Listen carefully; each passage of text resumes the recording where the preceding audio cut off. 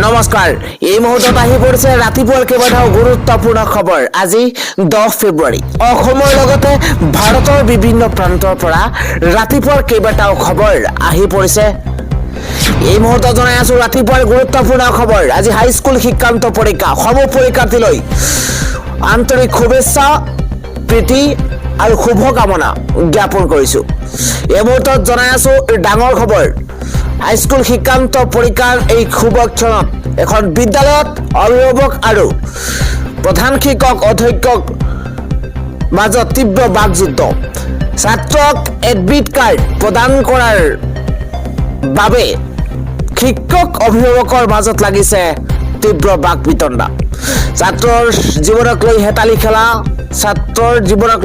খেলা অধ্যক্ষ আৰু শিক্ষকক এবাৰ জবাবদিহি কৰিছে অভিভাৱকে কালি নিশাৰ ভাগৰ দৃশ্য এয়া ছাত্ৰজনে এডমিট পোৱা নাই আৰু এডমিট কাৰ্ডক লৈ এই বাকযুদ্ধ আমাৰ ল'ৰাটোক এডমিট দিয়ক এতিয়াই দিব লাগিব এডমিট হু আৰ ইউ কোন তুমি যেহেতু কাইলৈ অৰ্থাৎ আজি পৰীক্ষা কিন্তু আজি নিশা পৰ্যন্ত ছাত্ৰগৰাকীয়ে এডমিট কাৰ্ড পোৱা নাই এডমিট কাৰ্ড নাপালে 10ম শ্ৰেণীৰ ছাত্ৰ আতিফুল ইছলামে আৰু নিশাৰ ভাগতে অভিভাৱক বিদ্যালয়ত উপস্থিত হৈছে আৰু বিদ্যালয়ৰ অধ্যক্ষ আৰু শিক্ষকক জবাবদিহি কৰিছে অভিভাৱকে এই দৃশ্য হৈছে গৌৰীপুৰ পিচি ইনষ্টিটিউটন বিদ্যালয়ৰ পৰৱৰ্তী খবৰটো হৈছে অসমত 24 ঘণ্টীয়া চকা বন্ধৰ ঘোষণা কৰা হৈছে এই মুহূৰ্তৰ ডাঙৰ খবৰ 12 ফেব্ৰুৱাৰীত অসমত 24 ঘণ্টীয়া চকা বন্ধৰ ঘোষণা কৰা হৈছে এদিনৰ বাবে স্তব্ধ হৈ পৰিব অসমত যাতায়াত ব্যৱস্থা এটা ডাঙৰ খবৰ এই মুহূৰ্তত এদিনৰ বাবে স্তব্ধ হৈ পৰিব অসমত যাতায়াত ব্যৱস্থা মটৰ শ্ৰমিক সংগঠনৰ যৌথ মঞ্চৰ ঘোষণা এই মুহূৰ্তৰ ডাঙৰ খবৰ ইপিনে 12 ফেব্ৰুৱাৰীত সৰ্বভাৰতীয় ধৰ্মঘট কাৰ্যসূচী ঘোষণা কৰা হৈছে 12 ফেব্ৰুৱাৰীত সৰ্বভাৰতীয় ধৰ্মঘট কাৰ্যসূচী ঘোষণা কৰা হৈছে শ্ৰমিকৰ অধিকাৰ আৰু প্ৰাপ্য বিচাৰি ৰূপায়ণ কৰা হ'ব কাৰ্যসূচী বিজেপি চৰকাৰক কেইবাটাও দাবী মটৰ শ্ৰমিক সংগঠনৰ হিট এণ্ড ৰানৰ শাস্তিমূলক আইনৰ বাতিলৰ আহ্বান জনোৱা হৈছে শ্ৰম কোড বাতিলৰ দাবী জনোৱা হৈছে সমান্তৰালভাৱে ফিটনেছৰ ক্ষেত্ৰত হোৱা সমস্যা সমাধানৰ দাবীৰ লগতে উত্থাপন কৰা হৈছে এয়াৰপোৰ্ট ৰেলৱে ষ্টেচনৰ পাৰ্কিং মাচুলৰ সমস্যা সমাধানৰ দাবী লগতে 60 বছৰৰ পিছত বাহন চলাব নোৱাৰা মটৰ শ্ৰমিকৰ পেঞ্চনৰ দাবী উত্থাপন কৰা হৈছে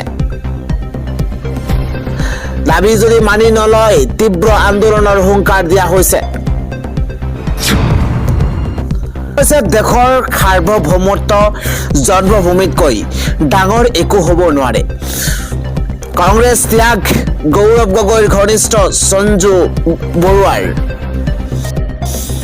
এটা পলিটিকেল ব্ৰেকিং নিউজ গৌৰৱ গগৈৰ পাকিস্তান লিংকৰ অভিযোগৰ পাছতে কঁপিছে কংগ্ৰেছৰ ভেটি ডাঙৰ খবৰ কংগ্ৰেছত আৰম্ভ ব্যাপক খহনীয়া এবাৰ গৌৰৱ গগৈ সংগ ত্যাগ কৰিছে ঘনিষ্ঠ সঞ্জু বৰুৱাই এটা গুৰুত্বপূৰ্ণ পলিটিকেল ব্ৰেকিং নিউজ গৌৰৱ গগৈৰ অতিকৈ ঘনিষ্ঠ বুলি জনাজাত সঞ্জু বৰুৱা দেশৰ সাৰ্বভৌমত্ব নিৰাপত্তা আৰু জন্মভূমিতকৈ একো ডাঙৰ হ'ব নোৱাৰে ফেচবুকত বিশেষ পোষ্ট দিছে এইবাৰ সঞ্জু বৰুৱাই কংগ্ৰেছৰ অধ্যক্ষ মল্লিকাৰ্জুন খৰ্গেলৈ পদত্যাগ পত্ৰ দাখিল কৰা হৈছে পদত্যাগ পত্ৰৰ কেতবোৰ বিস্ফোৰক অভিযোগ সঞ্জু বৰুৱাই লিখিছে মই 16 বছৰ নিষ্ঠা আৰু সততাৰে কংগ্ৰেছ কৰিছিলো যি দায়িত্ব দিছিল সকলো পালন কৰিছিলো কিন্তু গৌৰৱ গগৈৰ শেহতীয়া আচৰণক লৈ মই গভীৰ ক্ষমা কৰিব মই ভীষণ অসন্তুষ্ট গৌৰৱ গগৈৰ বিৰুদ্ধে উত্থাপন হৈছে বিস্ফোৰক অভিযোগ পাকিস্তানৰ ISIৰ সৈতে গৌৰৱ গগৈৰ জড়িত থকাৰ অভিযোগ উত্থাপন হৈছে ই ৰাষ্ট্ৰৰ প্ৰতি গভীৰ চিন্তনীয় আৰু উদ্বেগৰ বিষয় এই ক্ষেত্ৰত মই কেতিয়াও মনে মনে থাকিব নোৱাৰো পৰৱৰ্তী খবৰটো হৈছে এছআৰৰ জৰিয়তে অসমৰ সংখ্যালঘুক হাৰাশাস্তি কৰি আছে হিমন্ত বিশ্ব শৰ্মাই এটা গুৰুত্বপূৰ্ণ পলিটিকেল ব্ৰেকিং নিউজ। ম্যাক অত্যাচাৰ কৰিবলৈ হিমন্ত বিশ্ব শৰ্মা চৰকাৰে আনিছে এছআৰ। সম্পূৰ্ণ ষড়যন্ত্ৰমূলকভাৱে এছআৰ প্ৰক্ৰিয়া কৰি আছে মুখ্যমন্ত্ৰী হিমন্ত বিশ্ব শৰ্মাই। লাখ লাখ মুছলমানৰ নাম কৰ্তন কৰি তেওঁ আকৌ মুখ্যমন্ত্ৰী হ'ব খুজিছে। এছআৰত চলি থকা বিসংগতি আৰু চৰকাৰী ষড়যন্ত্ৰ বন্ধ কৰিব লাগিব। অসম চৰকাৰ হাই হাই বিজেপি মুৰ্দাবাদ ধ্বনিৰে উত্তাল প্ৰতিবাদ সাব্যস্ত কৰা হৈছে।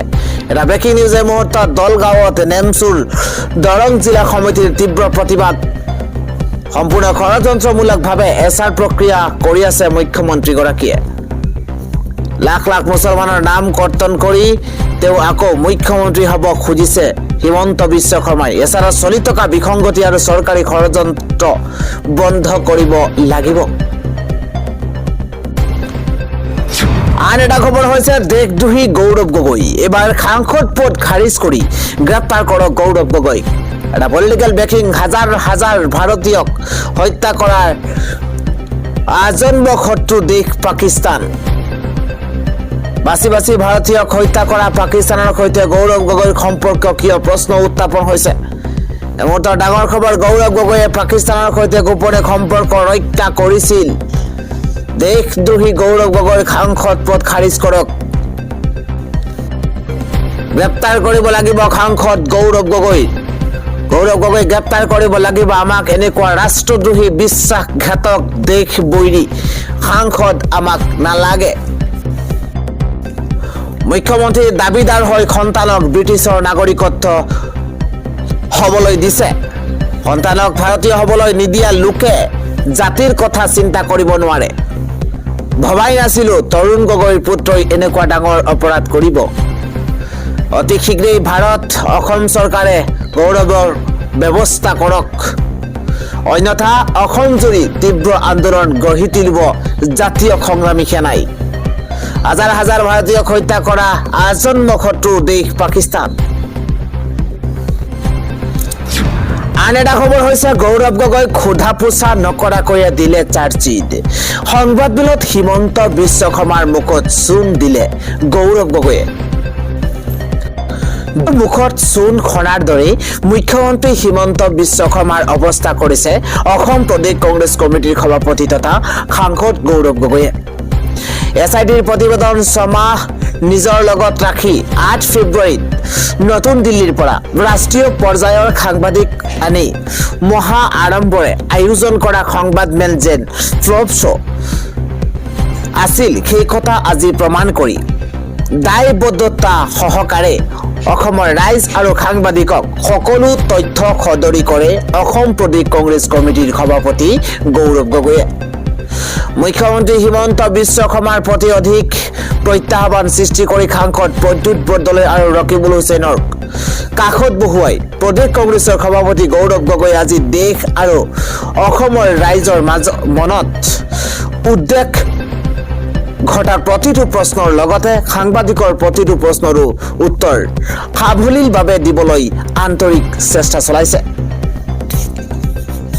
প্ৰসংগক্ৰমে গৌৰৱ গগৈয়ে কয় যে মই প্ৰয়াত মুখ্যমন্ত্ৰী তৰুণ গগৈৰ সন্তান আৰু মোৰ দেহত লাচিত বৰফুকনৰ তেজ আছে। তেওঁ কৈছে যে মোক আক্ৰমণ কৰক, মই ভয় নকৰোঁ, কিন্তু অসমৰ ৰাইজৰ মাজত বিভেদৰ বীজ সিঁচি সাম্প্ৰদায়িক ৰাজনীতি কৰাটো তেওঁ সহ্য নকৰে। কংগ্ৰেছ কৰ্মী আৰু সাধাৰণ ৰাইজৰ ওপৰত আক্ৰমণ চলোৱাটো কোনো পধ্যেই সহ্য কৰা নহ'ব। প্ৰদেশ কংগ্ৰেছৰ সভাপতিসকলে নিয়ম মতে লাভ কৰি অহা আৰক্ষীৰ নিৰাপত্তা তেওঁক কিয় দিয়া হোৱা নাই বুলি প্ৰশ্ন কৰি সভাপতিগৰাকীয়ে কয় যে তেওঁৰ জীৱনৰ প্ৰতি আহি পৰা ভাবুকিলৈ চাই শুভাকাংক্ষীসকলে তেওঁক ভালকৈ চলা ফুৰা কৰিবলৈ পৰামৰ্শ আগবঢ়াইছে।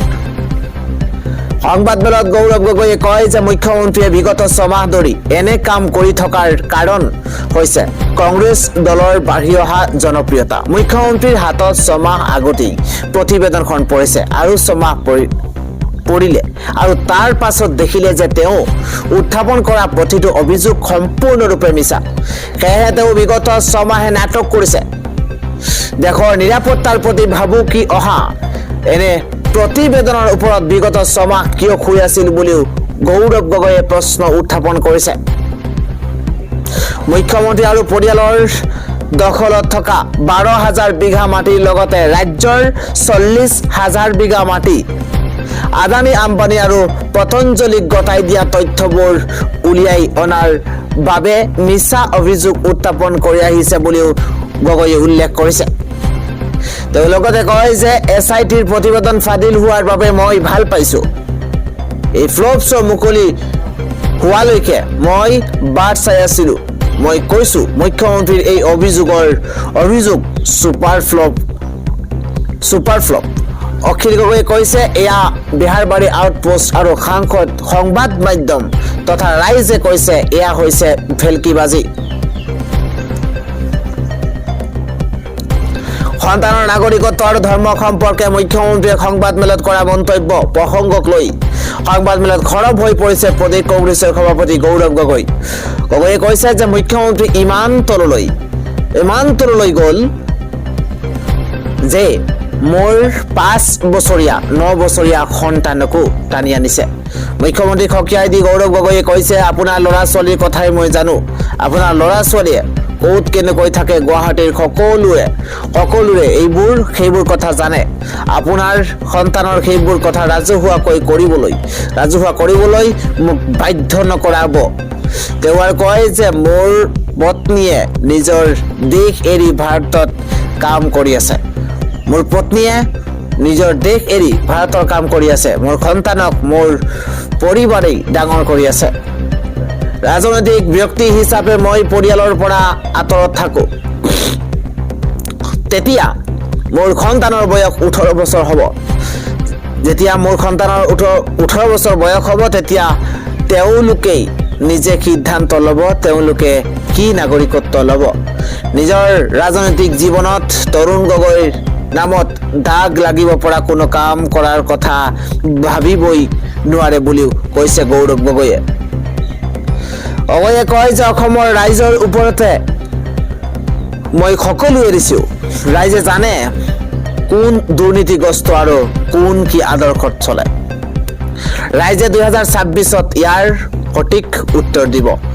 সংবাদমেলত হিমন্ত বিশ্ব শৰ্মাক প্ৰত্যাহ্বান জনাই গৌৰৱ গগৈয়ে কৈছে কালি হিমন্ত বিশ্ব শৰ্মা 2.5 ঘণ্টীয়া সংবাদমেলত এনে কোনো প্ৰমাণ দিব নোৱাৰিলে যে মই কোনো অন্য দেশৰ এজেণ্ট হওঁ।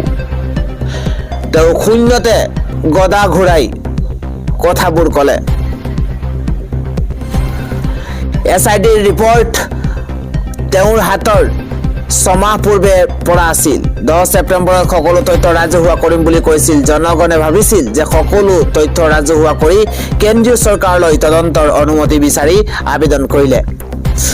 আমাৰ প্ৰথম প্ৰশ্ন এয়া যে বিগত 6 মাহ ধৰি মুখ্যমন্ত্ৰীয়ে এই প্ৰতিবেদনক লৈ মুখ বন্ধ কৰি ৰাখিছিল কিয়? 6 মাহ পূৰ্বে এই প্ৰতিবেদন ফাদিল নকৰিলে কিয়? কেন্দ্ৰৰ অনুমতিৰ বাবে প্ৰেৰণ নকৰিলে কিয়?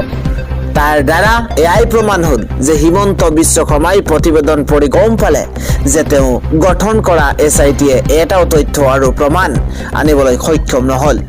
প্ৰথমে তেওঁ কৈছিল যে 15 দিনৰ বাবে পাকিস্তানলৈ গৈছিলো। কালি আকৌ ক'লে যে 10 দিনৰ বাবে গৈছিলো। প্ৰথমে কথাবোৰ এনেদৰে কৈছিল যে শেহতীয়াকৈ পাকিস্তান গৈছিলো। 2013 চনৰ কথা 13 বছৰ পূৰ্বৰ কথা কৈ আছে। প্ৰথমে ক'লে যে সাংসদ নহওঁতে গৈছিলো। তাকো নজনাকৈ পাকিস্তান গৈছিলো। এইবাৰ ক'লে যে 8 সীমান্তৰে গৈছিল। এয়াই নেকি তেওঁৰ তথ্য? মুখ্যমন্ত্ৰীক প্ৰত্যুত্তৰ দিবলৈ এই সংবাদমেল নহয়। অসমৰ ৰাইজ আৰু সংবাদ মাধ্যমৰ প্ৰতি শ্ৰদ্ধা জনাইহে আজিৰ সংবাদমেল আয়োজন কৰিছে বুলি গগৈয়ে মন্তব্য কৰে আৰু সাংবাদিকক প্ৰশ্ন কৰিবলৈ দি এটাৰ পিছত এটাকৈ মুখ্যমন্ত্ৰীয়ে 8 ফেব্ৰুৱাৰীত সংবাদমেল উত্থাপন কৰা অভিযোগৰ উত্তৰ সাৱলীলভাৱে প্ৰদান কৰিছে। প্ৰতিবেদন দাখিল হ'ল যদিও SITয়ে এবাৰলৈও সোধা পোছা কৰিবলৈ কিয় নামাতিলে বুলিও তেওঁ প্ৰশ্ন উত্থাপন কৰিছে। SITয়ে মতা হ'লে নিজেই কাৰ্যালয়লৈ খোজকাঢ়ি গৈ প্ৰশ্নবোৰৰ উত্তৰ প্ৰদান কৰিলেহেঁতেন বুলিও গগৈয়ে লগতে উল্লেখ কৰিছে।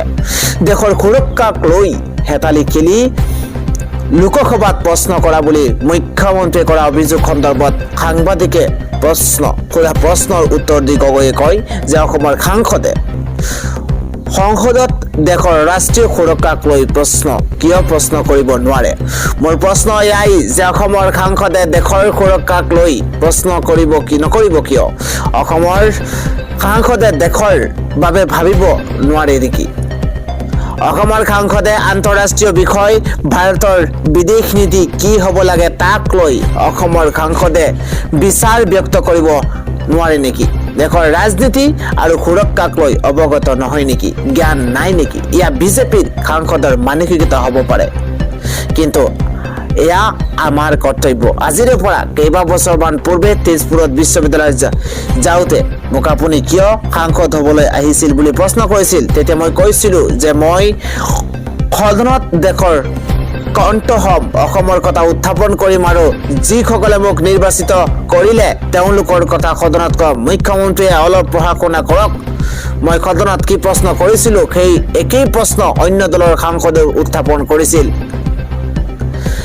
এনপিচিৰ সাংসদে প্ৰশ্ন কৰিছিল, যি সাংসদে এতিয়া বিজেপিত যোগদান কৰিছে। মই মুখ্যমন্ত্ৰীক আৰু তথ্য দিব খোজো যে যদি লোকসভাৰ সচিবালয়ে ভাবে যে কোনো প্ৰশ্নৰ বৈধতা নাই বা প্ৰশ্নটোৰ উত্তৰ ৰাজহুৱা হ'ব নালাগে, তেন্তে সম্পূৰ্ণ প্ৰশ্নটোকে বাতিল কৰে।